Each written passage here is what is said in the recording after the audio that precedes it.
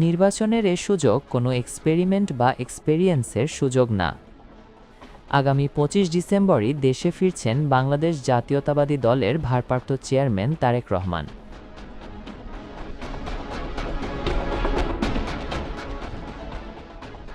নিজ মুখে দেশে ফেরার ঘোষণা দিয়ে লন্ডনে যুক্তরাজ্য বিএনপির বিজয় দিবসের আলোচনায় বলেন তিনি বিদায় নিতে এসেছেন।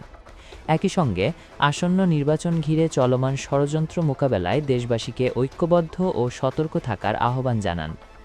মঙ্গলবার যুক্তরাজ্য সময় বিকেল ৫টায় লন্ডনের সিটি প্যাভিলিয়নে যুক্তরাজ্য বিএনপি আয়োজিত বিজয় দিবসের আলোচনায় অংশ নেন বিএনপির ভারপ্রাপ্ত চেয়ারম্যান জনাব তারেক রহমান। এ সময় আগামী ২৫ ডিসেম্বর দেশে ফেরার ঘোষণা দিয়ে তারেক রহমান বললেন বিদায় নিতে অনুষ্ঠানে যোগ দিয়েছেন তিনি।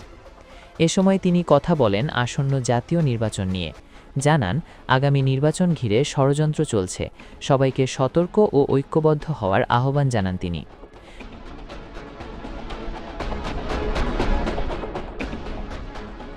তারেক রহমান বলেন ঐক্যবদ্ধ থাকলেই আমরা আমাদের প্রত্যাশিত বাংলাদেশকে গড়ে তুলতে পারব।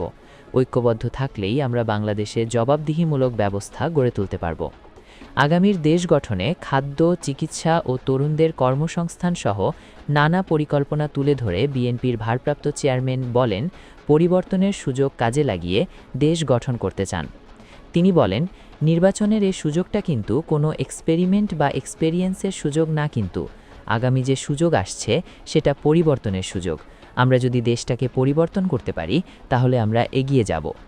অনুষ্ঠানের সভাপতিত্ব করেন যুক্তরাজ্য বিএনপির নতুন কমিটির আহ্বায়ক আবুল কালাম আজাদ ও পরিচালনায় ছিলেন সদস্য সচিব খসরুজ্জামান খসরু।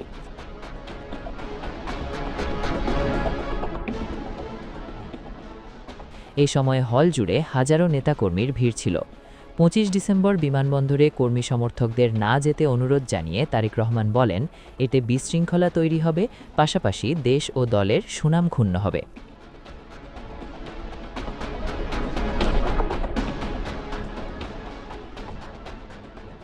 প্রিয় দর্শক, বিষয়টি নিয়ে আপনার মূল্যবান মন্তব্যটি কমেন্ট করতে ভুলবেন না। পরবর্তী আপডেট পেতে চ্যানেলটি সাবস্ক্রাইব করে আমাদের সাথেই থাকুন। ধন্যবাদ।